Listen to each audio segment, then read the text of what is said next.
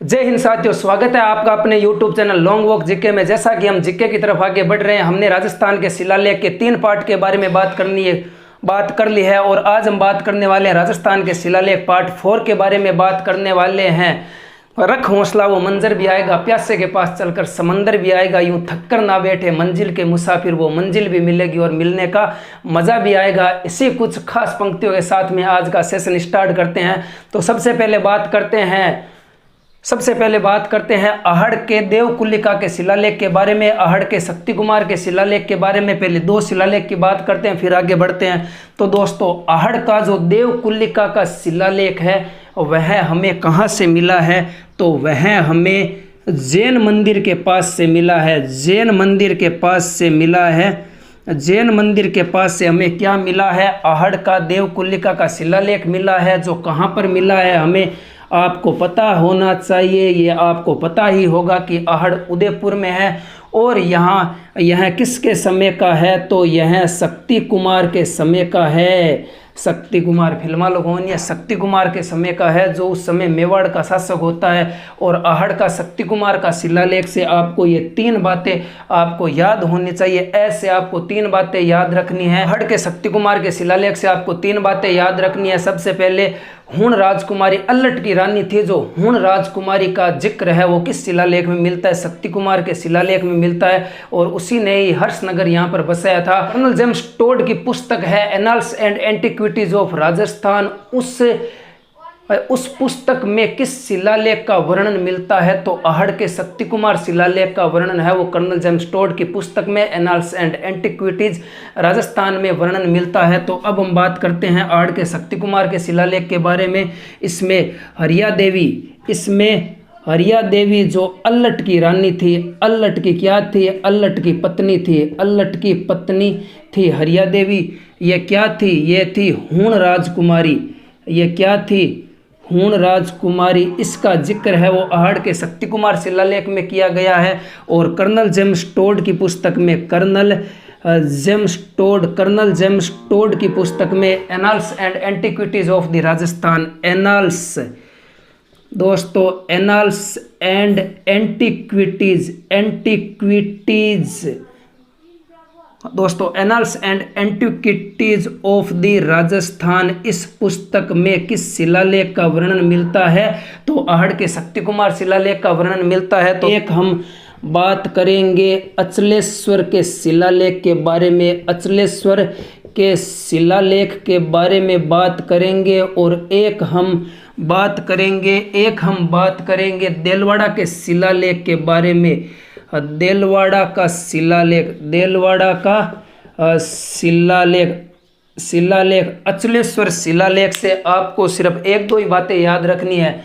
जो अचलेश्वर का शिलालेख है, इस शिलालेख से आपको इतनी बात याद रखनी है। हरित ऋषि की गाय कौन चराता था? तो बप्पा रावल गाय चराता था और हरित ऋषि के कामकाज में हाथ बटाता था। और रावल की सेवा से खुश होकर उसको क्या देता है? उसको वरदान देता है कि तुझे चित्तौड़ का राज्य है वो तुझे मिलेगा। हरित ऋषि के बारे में, हरित ऋषि और बप्पा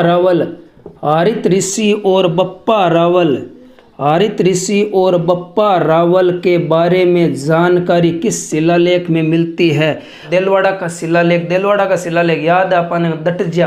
अब रुक जा भाई, रुक जा नहीं, डट जा।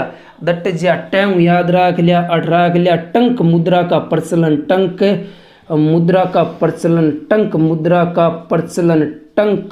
का प्रचलन है वो कहाँ पर था? तो देलवाड़ा के शिलालेख में टंक मुद्रा का प्रचलन मिलता है। रसिया की छतरी का शिलालेख। रसिया की छतरी का शिलालेख एक है नांदेस्मा गांव का शिलालेख। नांदेस्मा का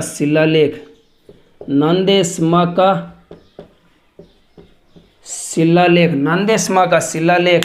यह जो रसिया की छतरी का शिलालेख, इसका आपको सिर्फ रचयिता याद रखना है।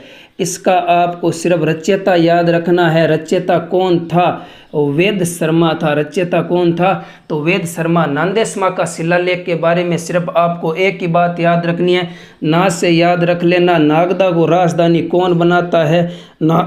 नागदा को राजधानी है वो जैत्र सिंह बनाता है। नागदा को राजधानी कौन बनाता है? जैत्र सिंह बनाता है। ये बात किस शिलालेख में लिखी गई है? तो नांदेशमा गांव का शिलालेख में लिखी गई है कि नागदा को राजधानी है वो जैत्र सिंह बनाता है। रसिया की छतरी का शिलालेख का रचयिता सिर्फ वेद शर्मा आपको याद रखना है, और नांदेशमा गांव का शिलालेख है वो आपको ना पकड़ना है। सबसे पहले ना से हो जाएगा, नागदा को राजधानी जैत्र सिंह ने बनाया था, ये बात है वो नांदेशमा गांव के शिलालेख में लिखी गई है। तो दोस्तों अब चलते हैं आगे। तो अब हम बात करने वाले हैं गंभीरी नदी के पुल का शिलालेख। गंभीरी नदी पुल के शिलालेख। गंभीरी नदी पुल का शिलालेख। गंभीरी नदी पुल का शिलालेख। गंभीरी नदी पुल का शिलालेख। गंभीरी नदी पुल का शिलालेख। और एक हम बात करेंगे जालोर का शिलालेख। जालोर का शिलालेख। जालोर का शिलालेख। जालोर का शिलालेख। तो दोस्तों सबसे पहले बात करते हैं गंभीरी नदी पुल के शिलालेख। ये जो गंभीरी नदी है, ये जो गंभीरी नदी, इस गंभीरी नदी के ऊपर है वो पुल का निर्माण। इस गंभीरी नदी के ऊपर है वो पुल का निर्माण किसने करवाया था? इस पुल का निर्माण है वो अलाउद्दीन खिलजी ने करवाया था। तो इसी पुल की स्मृति में यह शिलालेख यहाँ पर किसने लगवाया था? तो अलाउद्दीन खिलजी ने लगाया था। पूछ ले कि गंभीरी नदी पुल के शिलालेख का निर्माण अलाउद्दीन खिलजी ने करवाया था। जालोर के शिलालेख में आपको एक बात याद रखनी है, एक दो बातें याद रखनी है। सबसे पहले जो परमाणु की उत्पत्ति हुई थी, परमाणु की उत्पत्ति, इसमें यह लिखा गया है कि परमाणु की उत्पत्ति है वो गुरु वशिष्ठ के यज्ञ से हुई है। गुरु वशिष्ठ के यज्ञ से हुई है। ये बात है वो जालोर के शिलालेख में लिखी गई है। जो इस जालोर वंश का संस्थापक था, जालोर के परमाणु का संस्थापक, जालोर के परमाणु का संस्थापक, जालोर के परमाणु का संस्थापक, जालोर के परमाणु का संस्थापक है वो वाकपति राज को माना जाता है। जालोर के परमाणु का संस्थापक है वो वाकपति राज को माना जाता है। वाकपति राज को माना जाता है। तो दोस्तों गंभीरी नदी पुल का शिलालेख है। इस पुल के शिलालेख का निर्माण, पुल और शिलालेख दोनों का निर्माण अलाउद्दीन खिलजी ने करवाया था। और यहाँ पर लिखा है जालोर का शिलालेख। जो परमाणु की उत्पत्ति हुई थी, गुरु वशिष्ठ ने यज्ञ किया था, माउंट आबू में यज्ञ किया था, उससे 4 जातियां उत्पन्न होती है, प्रत्यार, परमार, चालुक्य, चौहान। और परमाणु की उत्पत्ति है वो गुरु वशिष्ठ के यज्ञ से हुई है। ये बात जालोर के शिलालेख में लिखी गई है। और जालोर के परमाणु का संस्थापक है वो वाकपति राज था। ये बात कहाँ पर मिलती है? तो जालोर के शिलालेख में मिलती है। तो दोस्तों अब हम चलते हैं आज के इस सेशन के अंतिम शिलालेख पर। दोस्तों अगला है हमारा श्रृंगी ऋषि का शिलालेख। श्रृंगी ऋषि का शिलालेख। श्रृंगी ऋषि का शिलालेख। इस शिलालेख के बारे में बात करते हैं तो इस शिलालेख में जो राणा लाखा है वो गया था काशी और प्रयाग। राणा लाखा गया था काशी और प्रयाग। श्रृंगी ऋषि का शिलालेख। राणा लाखा गया था काशी और प्रयाग। राणा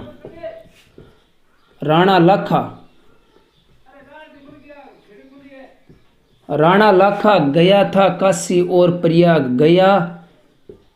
गया काशी और प्रयाग। राणा लाखा गया था काशी और प्रयाग। जो राणा लाखा था वो काशी, गया और प्रयाग, इन तीनों पर जो हिंदुओं पर कर लगते थे, इन तीनों जगह पर जाने से जो हिंदुओं पर कर लगते थे इस कर को किसने मुक्त करवाया था? तो इस कर को मुक्त किया था राणा लाखा ने किया था। और यहाँ पर मंदिरों का भी निर्माण करवाया था।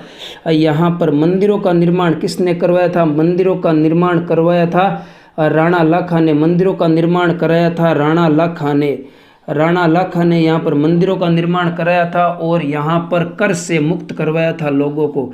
यहाँ पर जाने के लिए लोगों से कर लिया जाता था।